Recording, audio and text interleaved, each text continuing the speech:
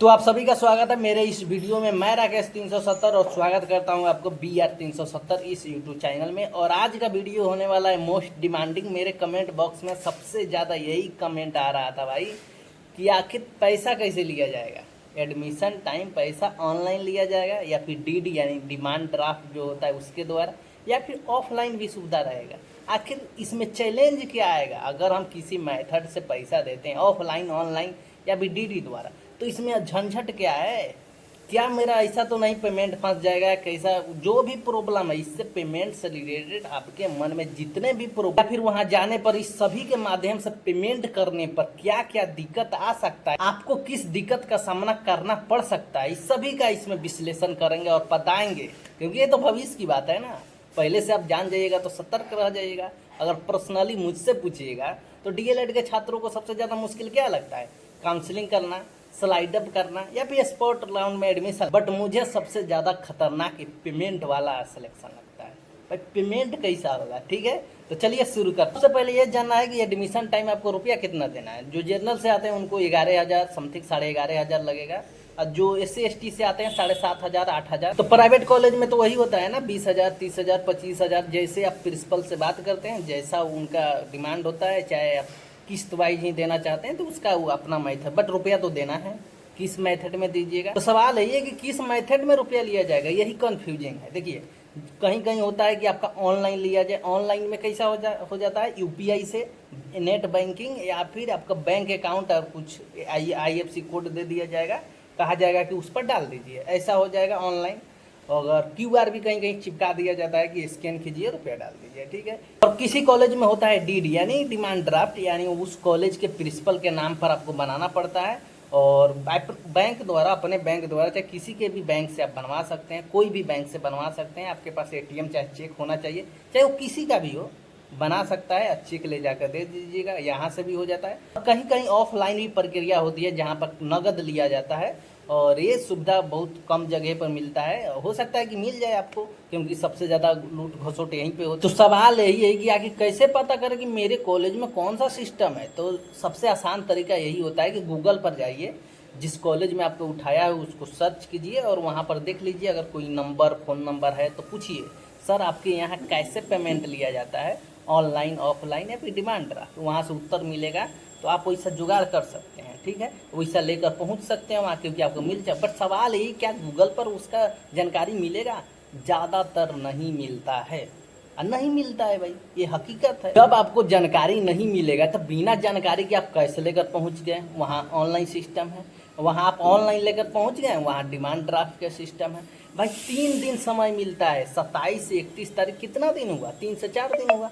उसमें आप डॉक्यूमेंट इकट्ठा कीजिएगा, या फिर पैसा जुगाड़ कीजिएगा, या फिर कॉलेज सिलेक्शन चॉइस जो भी है, या फिर कॉलेज जाकर एक दिन तो आपको कॉलेज जाकर पता करने में लग जाएगा कि वहाँ पेमेंट कैसा हो रहा है, अगर आपको नंबर नहीं मिलता है तो। अब बहुत जगह नहीं मिलता है भाई। मान लेते हैं आपको मिल गया, गूगल से ही पता चल गया कि मेरे पास बैंक ड्राफ्ट है, ऑनलाइन है, नगद है। अगर नहीं भी मिला तो आप एक दिन बर्बाद किए और गए वहाँ पर, पूछ लिए कि सर पेमेंट कैसे लीजिएगा, आपको पता चल गया तो आप आइएगा, पेमेंट जुगाड़ करके कॉलेज पहुँचिएगा। अब हम बात करने वाले हैं समस्या क्या हो जाएगा, ठीक है। अगर आप पैसा लेकर वहाँ जाते हैं तो समस्या क्या हो जाएगा? समस्या यही हो जाएगा, अगर आपके पास ऑनलाइन है तो वहाँ जाने के बाद अगर मान लेते एरिया दब है, नेटवर्क प्रॉब्लम, पेंडिंग चला गया, सर्वर डाउन हो गया, तो वहाँ तो आपको सुना नहीं जाएगा। वेरिफिकेशन होने के बाद सीधा पेमेंट दिखाओ, वरना जाओ।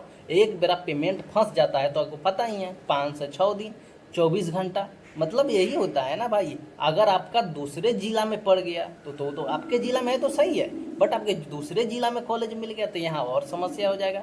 वहाँ पेमेंट जब तक क्लियर नहीं होगा तब तक तो होगा नहीं। आपके पास मिला जुला आप 1 लाख तो लेकर जाइएगा नहीं रुपया कि हाँ, चाहे आप लोग 50,000 20,000 30,000 तो लेकर जाइएगा नहीं कि हाँ एक बार फंस गया तो फिर डाल दें।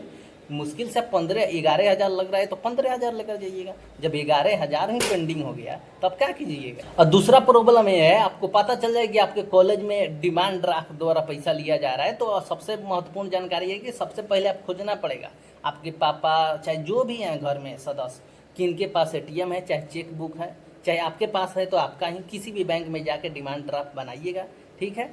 डिमांड ड्राफ्ट बनाने में आपको सबसे पहले कॉलेज में जाकर पूछना पड़ेगा, चाहे फ़ोन से ही पूछना पड़ेगा, सर प्रिंसिपल के नाम पर बनता है। प्रिंसिपल का नाम क्या है, किसको पता होगा प्रिंसिपल के नाम? भाई साइड के नाम पर तो बना नहीं सकते, साइड पर देख लिए प्रिंसिपल का नाम बना, ऐसा तो नहीं कर सकते, गलती हो जाएगा भाई। क्योंकि स्पेलिंग में आपका एक मिस्टेक हो जाएगा तो वो पैसा आपका पेंडिंग हो जाएगा। और डिमांड ड्राफ्ट जो होता है उसको अगर कैंसिल करवाना है तो आपको 7 से 8 दिन लग जाता है भाई, 4 दिन में पेमेंट हो रहा है। तो सबसे पहले यही है कि जो प्रिंसिपल का नाम है सही लिखना चाहिए, जो एटीएम का नंबर है जिससे आप बनवा रहे हैं जानकारी, जो चेक बुक पर दे रहे हो पूरा सही होना चाहिए, वरना आपका एक बार कैंसिल हो गया तो वहाँ से एडमिशन भी रद्द हो जाएगा, आपका जो चेक दिए हैं वहाँ अनवैलिड हो जाएगा, तो कैंसिल करवाने में आपको पता ही है। और सबसे महत्वपूर्ण जानकारी, जब जाइएगा डीडी बनवाने तो बैंक में आपसे 500-1000 रुपया अतिरिक्त लगेगा ही, घूस लगेगा। तीसरा सबसे महत्वपूर्ण हो जाएगा कि अगर आपको पता चले कि हाँ मेरे कॉलेज में नगद लिया जा रहा है तो सावधान हो जाएगी, क्योंकि जहाँ नगद होता है वहाँ लूट खसोट ज़्यादा हो जाता है। बहुत किसी नाम पर कुछ डॉक्यूमेंट नहीं है, चाहे विभिन्न कारणों से कोई माइनर मिस्टेक है, चाहे कुछ स्टूडेंट ना कोई काम कराने के नाम पर आपसे एक्स्ट्रा चार्ज कर लेता है, वहाँ का जो चपरासी होता है चाहे कुछ होता है, किसी किसी नाम पर आपसे एक्स्ट्रा रुपया भी ले लेता है। मान लेते कोई आपको सर्टिफिकेट छूट गया तो कहेगा कि 2000 दे दो, 1000 दे दो, ये आपका हो जाएगा एडमिशन। ऐसा लिया जाता है और ये हकीकत। और नगद ले जाने में रिस्क भी है भाई, आपको दूसरा जिला मिला तब ट्रेन से जाइएगा, या फिर आपको अपने ही कॉलेज मिलेगा तो अब नगद लेकर जाने में भाई रिस्क है। मेरा सलाह तो सभी से यही है कि जो भी आप लोग जाइएगा तो अकेले मत चले जाइएगा, किसी को साथ में लेकर जाइएगा।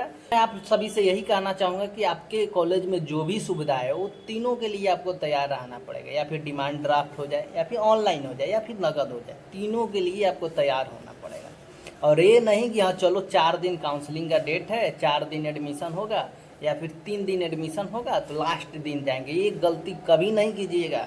फर्स्ट दिन आपको कॉलेज में जाना, अगर डेट निकला है तो उस दिन एडमिशन होगा ही। नोटिस में स्पष्ट लिखा है कि कुछ भी हो, यानी पबनी त्यौहार हो, संडे हो, फिर भी उस दिन एडमिशन लिया जाएगा।